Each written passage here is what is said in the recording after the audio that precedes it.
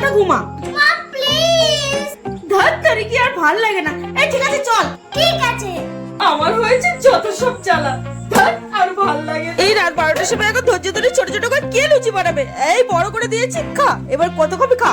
মাম্মা কি লুচির সাথে চিকেন কষা করেছে তো? হ্যাঁ চিকেন কষা করেছে, লুচির সাথে ডাল করেছি, ডাল দিয়ে খা। নে খা। চিকেন কষা করেছে তো? রাত 12টার দিকে লুচি বানাতে বলে আবার চিকেন কষা করছে। যা দিয়েছি তাই খা। মামা আমি একটা লুচি তো খেতে চেয়েছিলাম কিন্তু এত বড় বড়, একটু ছোট করেই তো বানাতে পারতে। এই যা দিয়েছি তাই খা। বড় বানালে কি আর ছোট বানালে কি, খাবি তো তুই।